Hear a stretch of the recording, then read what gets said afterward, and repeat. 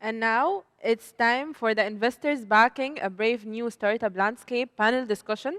Please welcome Kristina Vayda, Executive Director at FAIRE, Nikita Thakrar, Co-founder and Director of Included VC, Apoorv Karmakar, Managing Director at Amplio Ventures, and the moderator will be the founder of SensAI, Yama Saraj.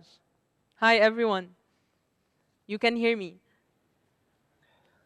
Hello, everybody. It's a pleasure having you all today. Thank you. You're welcome.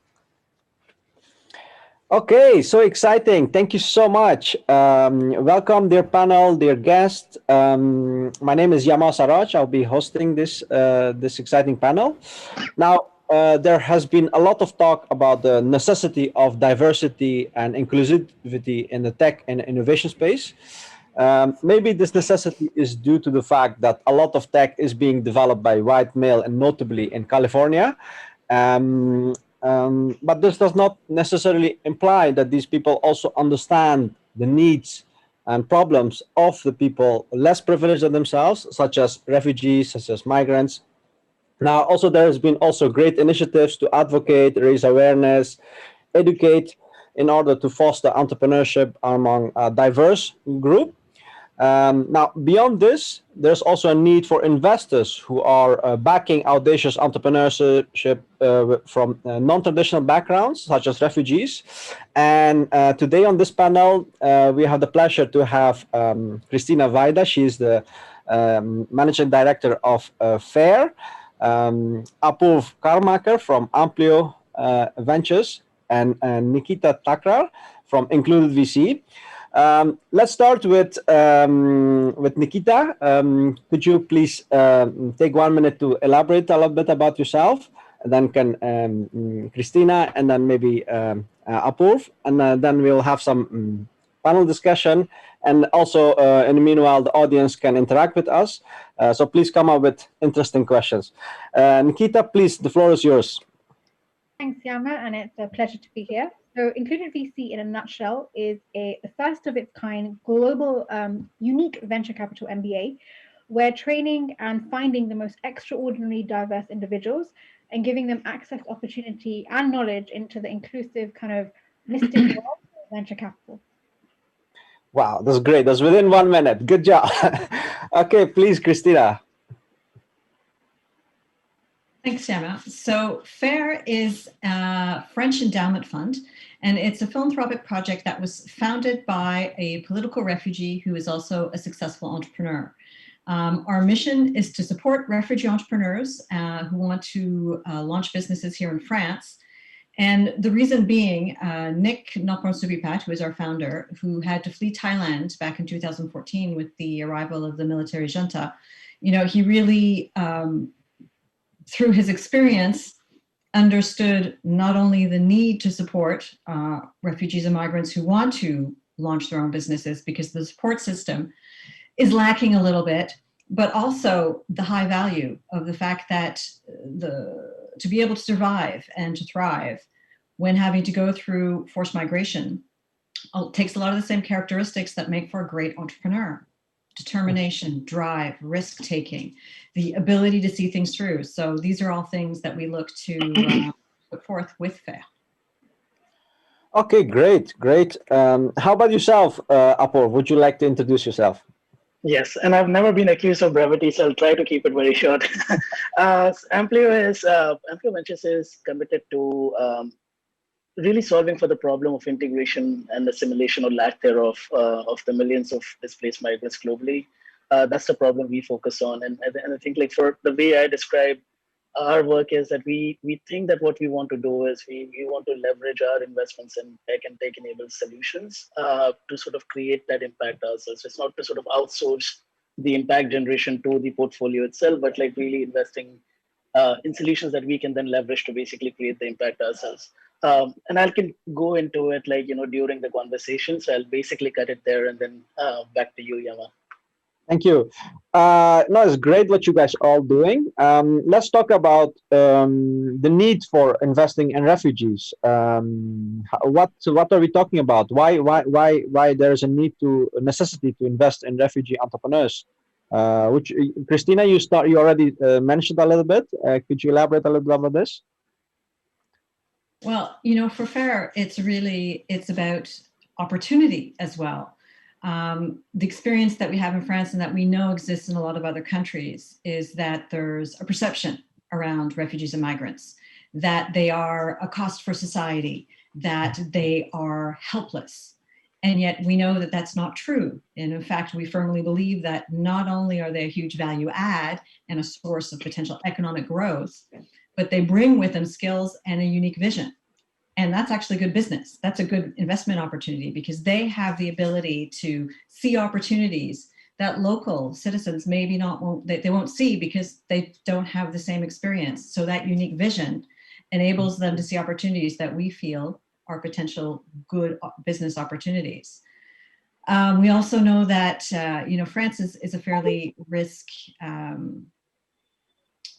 averse country when it comes to business. We'll put it that way. And so when you're a refugee or migrant, you come and you've left everything behind. You've left your bank account, you've left your family, your professional network, your social network. Starting a business from scratch is hard, regardless. But with those added factors, it's even that much more difficult. And so to get access to startup, even, we're not even talking about seed, venture capital, we're talking pre-seed, we're talking love money. How do we get the capital necessary to launch a business? So we know that when you've left everything behind, you don't have that. So that's something that FAIRE is looking to, we're filling that gap because we know that the opportunity is there, that the potential is there. They just are missing this, and through no fault of their own, through a series of events that have happened in their home countries that have forced them to leave. Great, thank you very much. Apoorv, could you please elaborate about how many people are we talking about? What is the market size for this business? Yeah, for us, I think by our estimates, I think the whole galaxy of forcibly displaced migrants is about probably 70 million. And again, the number shifts depending on who you ask and who you talk to. But the case for investing in refugees for us also comes down to a lot of what Kristina just pointed out, and something that you touched upon. We really believe that lived experience is very necessary for an entrepreneur to be able to create solutions, right? If you haven't grappled with a problem, what are the odds of you being able to you being the best person to solve those problems? That's one. Secondly, also as a VC investor, you ultimately are investing in a business, right? So the product market fit also becomes very important. And there is a whole market out there that basically has been left uncatered. Specifically, we are right now in middle of a fund that is focused on digital workplace solution, and all these suite of workplace solutions that we see very helpful as they are, like Zoom and Slack. They were made with a very sort of niche or a specific use case in mind, which is somebody who's in California with a very stable internet, English speakers, and so on and so forth. So there's a whole swath of users that are sort of left overlooked. That leads to basically what we call use gaps in these solutions. So who do you think will be able to solve for them? Probably somebody who has experience, or somebody who understands that if you are, let's say, somewhere in Malawi and you somehow land a job in a company that your team is basically everyone on West Coast. So unless you've actually lived that problem, we feel that the odds of you being able to solve them are probably quite low. And that's why for us, investing in refugees is a good way to do it. Comes down to simple, I think both impact math as well as just venture math for us. Okay, great. Now a little bit about myself. I'm myself of refugee descent. I'm originally from Afghanistan, and I've been an entrepreneur for some while, but I recognize sometimes it's a little bit challenging to mobilize resources. Nikita, I've been following what you've been doing, of course. There's something called cognitive bias. Could you elaborate a little bit about this, and what are you working on with the included VC? So to kind of set the scene, if you think about immigrants and refugees in US, because that's where all the data and reports usually start from, 50% of individuals are most likely to start a business if they're an immigrant. That's a huge amount. That's not 2%, 3%. And if you think about America's top valued, as Apoorv said, tech firms, or the highly valued tech firms, 60% of them are founded by a first or second generation immigrant. So the data is simple. It's not a few percent. It's very large, and it's a big gap. Yet, if you look at all the funding, 80% goes to white males from certain universities. That's just the way it is. So the data kind of, if you look at venture, if we're looking at numbers, then why are these numbers not being aligned or corroborated? And I think something that we need to think about is naturally, and it just happens, it's not something we can look at, is bias. We like people that look like us, and it's unconscious. So I look at a female that say might be Asian and think, okay, I like her, and I don't know why, but I will naturally give her the money. Whereas I meet someone from another gender, race, culture, there's no connection. And that's why we realized that there seems to be a discrepancy in individuals saying we want to change in the landscape, and they're actually being changed. So we can train entrepreneurs, you can mentor entrepreneurs, and that is amazing. However, if the people at the top who are giving the money are not changing, what are we going to do? And that's how Included VC was born. That let's find diversity in all forms, so whether female, gender, race, refugees, and let's see if we can give these people a chance to break into such a niche kind of closed industry. And in a few years' time, they'll be partners and they'll be writing the checks. And then you'll see what Apoorv just said, that the ideas that aren't necessarily tech or Slack or Apple, and you'll see them and hopefully make them into billion-dollar companies. Great, great. So beyond only entrepreneurs, we also need investors from refugee background, right? Okay, great. So that's all nice. But let's talk about financing this. I would like to know more a little bit about who are your funds you're working with, or the LPs are backing you. Could you start with this, Kristina, please? You elaborate a little bit. Sure. So for FAIRE, it's actually very easy. It's Nick. It's his personal project. And so Nick is the one who is financing all of our activities. It was very important for him to not only continue his career as an entrepreneur, and he has invested in a tech startup here in France, and he's working with them currently. That is his current entrepreneurial project, or his for-profit entrepreneurial project. So FAIRE as a nonprofit entity, and that was a very specific choice because we realized that we needed to fund early on. So we're much more in a kind of business angel stance, in the sense that what we're investing in will be fairly high risk because it's early stages. So we have no way of knowing will it succeed or not. We're making bets. We're making bets on the entrepreneurs we fund, but we realized the necessity to invest at this early stage to help them get off the ground. Longer term, the vision for FAIRE is to create a second brick, which is an investment fund, which will be a pure investment fund for seed, for Series A investing, that will probably be opened up to other investors. But for the time being, we're keeping FAIRE private so that Nick can really ensure that the focus stays where he feels the need is, and where we see that focusing on what no one else wants to fund today, but that what we know needs to be funded. So. Okay. Great, great. So obviously some people are very much strong conviction and due to their own personal experiences. Apoorv, could you maybe elaborate a little bit about your LPs? What are the risk reward perceptions? How does the market look to the investing in refugees? Yeah, there's a weird thing about the LPs that they don't like to be found, which I found out after I started raising. So without taking names, I think the makeup or the composition of the LP is a lot of DAFs, donor advised funds. There's a lot of HNWIs and their family offices. Now that could also be because we are a first-time fund. So I think it's kind of hard to say whether the composition of the LP stack is because you identify as an impact investor, or whether that is more because you're a first-time fund.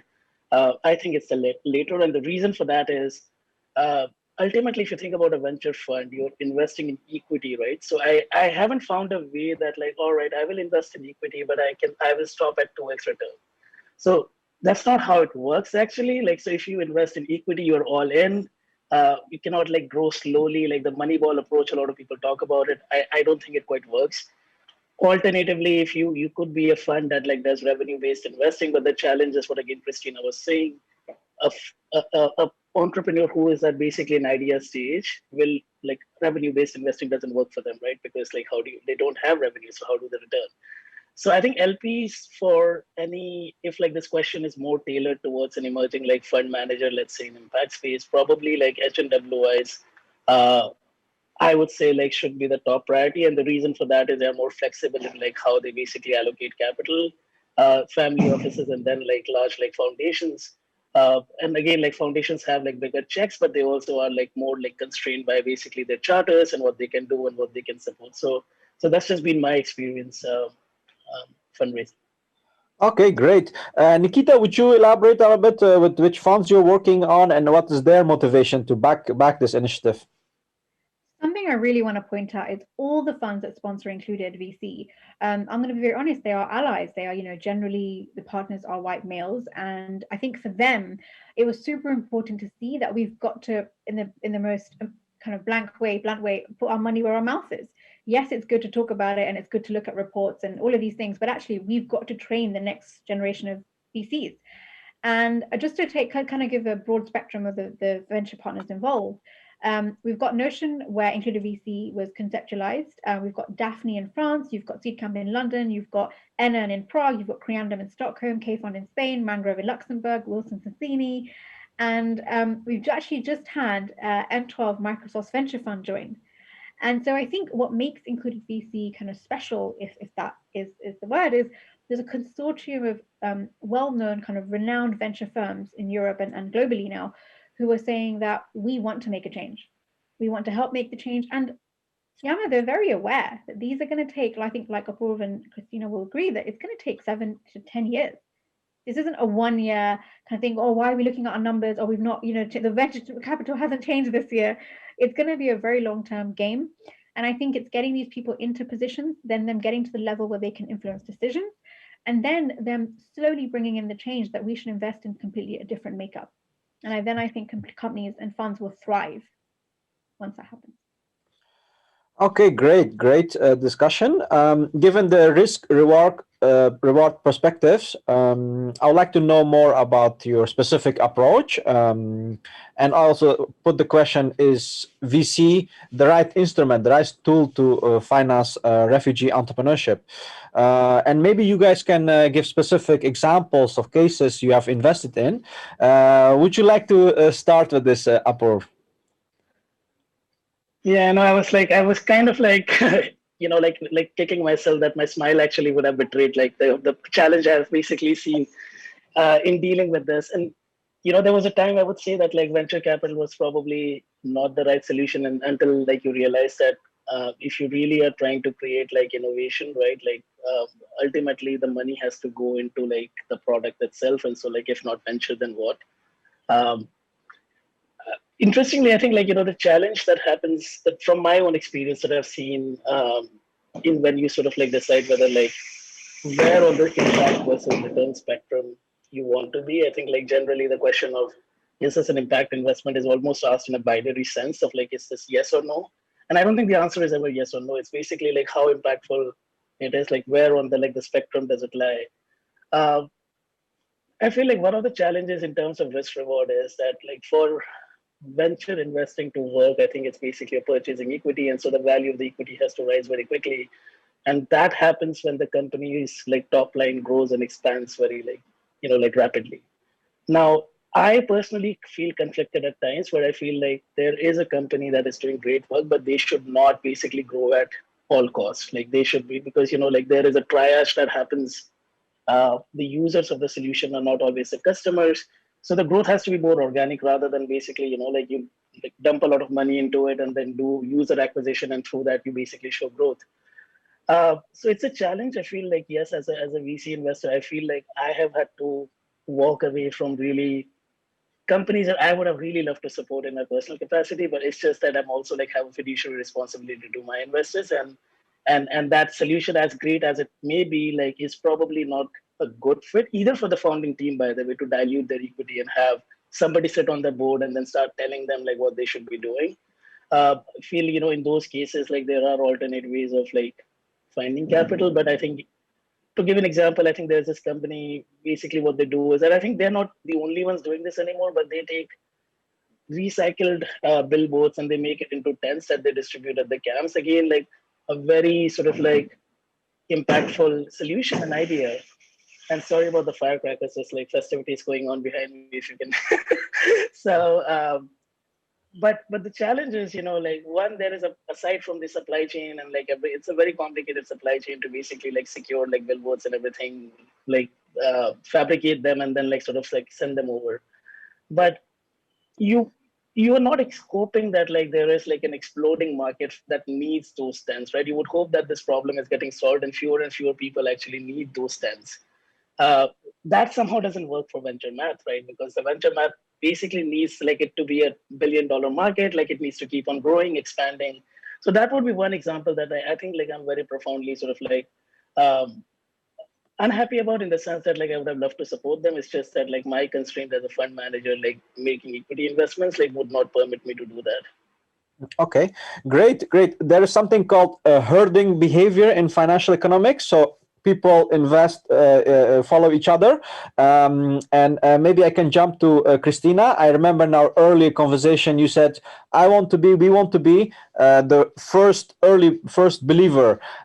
Could you elaborate about this? And maybe you can give an example of a company you guys have backed. We are in essence the early, we're really investing, again, pre-seed, and it's much more of a business angel approach. It's a loan because we're a philanthropic body, and so we're not allowed to make money. So it's a 0% loan, zero interest. However, we do feel it's important also, it's not a grant. We don't live in a Care Bear world where everything is roses, life is hard. And so in the business world, we have to be able to defend ourselves and make the right decisions. The loan program that we have will invest in businesses that are either, some have made it to a soft launch and some are pre-launch, and it's really, they have the beginnings of a proof of concept, but we're also able to invest in businesses that won't have proof of concept because they need to build the prototype. And of course, they won't be able to get that money from a bank. So, we're the earliest investors because we're going to believe. We do have requirements. It's just because you are a migrant or refugee doesn't mean that you get free money from us. It's not free money. We have a loan contract. We require reporting from you, and we will work with you. We evaluate each lendee as any business angel would evaluate an investment. We're looking at the potential market, what the business has been developed, and we're looking at the entrepreneur because it's a relationship. It's longer term. The loans that we have currently, we have 3 loans, and so we're working with 3 entrepreneurs. They're all at 5 years. We don't require repayment before 2 years. Each loan contract will be made and developed according to the business. And if it's going to be a long development sales cycle, we're not going to request a repayment before they're able to get things off the ground. So we're going to take that into consideration. But the 3 entrepreneurs that we are working with are in 3 different sectors. We're working with a industrial recycling, with a social insertion arm to their work. We're working with a business intelligence software as a service, and working with a young Ghanaian who has a literacy app and a program for adults. So 3 very different businesses, 3 very different markets, but each we feel, the relationship between the entrepreneurs and ourselves, we're sharing values, which for us is very important. And we feel there's a potential that they've done their homework, they found a market, and they have a product that is interesting and answers a potential need. The rest of it is really supporting them in their needs, creating an accompaniment that's going to be bespoke because each business and each entrepreneur will have different needs, but helping them essentially through hard launch. We want to make them, basically support them so that they're on a level playing ground with all the other local entrepreneurs, in which case then it's really just up to the market. Okay, great. And you could be potentially connecting them to other VCs, right? So trigger this herding behavior. So I go to the audience. We have 5 more minutes. I see here Belinda Perryman is asking, do you see a way that COVID-19 could accelerate the change process as it has within education, health, logistics. And this is also something Nikita mentioned before. Would you like to elaborate on this, Nikita, please? Do you think this COVID is going to be a change maker, Oh, accelerate the change? 100%. I think so just to put it in context, VCs are looking for outliers. You're looking for outlier entrepreneurs, outlier humans, outlier returns. That word is key in everything. And great ideas are born from crisis. It's the person that's sitting there, like Apoorv said, and they're thinking about ideas that you wouldn't ever think about, which I probably wouldn't think about sitting in my house today. And I think what COVID's done is not only accelerated it, but showcased globally that anyone can come up with an idea. Like before, so just to give some context, before you had to fly somewhere to meet a VC, you had to go in person, they would have to come and meet you, you had to find time. Now, they genuinely realize that COVID has completely pushed the agenda of a lot of firms. They've had to sit down and rethink the people they're investing in. So not has it only accelerated opportunity, it's accelerated awareness and exposure. And then I think in turn, we'll see the funds going to diverse individuals, including refugees, but it will take a couple of years to see that impact. Okay. Apoorv, you want to take your thought on this? Yeah, very quickly. I think the reason I feel like COVID might actually provide a bit of a tailwind to change is that we do see a more like secular migration to remote and distributed work. I think it's kind of like people always knew it could be done. Now they're being forced to do, so they're like, well, we can do it. We don't need to be in the same place. Our hope is that that would allow a lot of skilled migrants, refugees to sort of be able to participate in the digital economy. Again, based on our experience, we feel that having a employment is basically a first step towards integration, right? How do you sort of break that cycle of being in a camp? How do you get out of it? So I feel that again, there is potential, but then again, I think I'm also cautiously optimistic because I think there's a difference between remote work and work from home, and I think what we are seeing right now is more work from home rather than truly remote or distributed workplace. So our fund is hopefully that's what we are sort of focused on, make it really distributed in the true sense. Okay, thank you very much. So we're running out of time, and just to wrap up everything, you guys are doing fantastic work. I'm really happy about your work. We would all like to follow up what you're doing. Obviously, this COVID-19 has disproportionately affected low-income people, refugees, migrants. My last question to you as a panelist would be, what do you see missing in our ecosystem to foster entrepreneurship? Any last thoughts? You can go, please, Kristina. What we're really seeing here is the early stage support. It's not adapted to refugees and migrants, and so FAIRE, what we try and do with the work that we do is support the early stages, so the early life cycle of building a business. The programs that we've created are focused on that. We have a donation program to support incubator programs that have various learning tools for refugee migrant entrepreneurs. So that's really kind of ideation to a soft launch. We have a loan program for hard launch, and the support system that comes around that in order to I guess be a sort of glue that helps get them into incubator programs. Because we support a wide variety of types of businesses, and we're sector agnostic. We really feel that it makes much more sense. If we're supporting a tech company, they should be in a tech incubator. If it's a retail, they should be in a retail incubator. However, we know that they may need other accompaniment, not necessarily understanding the legal context within France. The special accounting systems and whatnot. And so we want to provide them with that kind of assistance, working with various consultants. We're not an expert in everything. No one is an expert in everything.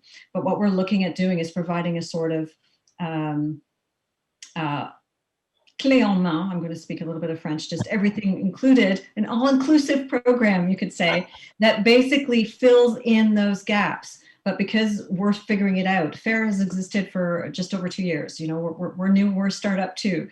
So we're still figuring this out, and we work with each entrepreneur. And the idea is that, well, you know what? Let's be lean and agile ourselves so that we can adjust as the needs are, because the needs can be on an individual level. But the programs that we've created are there to respond to those missing support points. Okay, I see this is a great discussion. We are running out of time. I would like to ask the audience to reach out to you guys if they have any specific questions. This has been a great discussion. I think we are just getting started, but the time is over, unfortunately. I would like to thank our audience and our panel, and enjoy the rest of the program. Thank you so much, guys. Happy Diwali for the guys who celebrate. Enjoy. Take care. Bye. Thank you. All right. Bye-bye.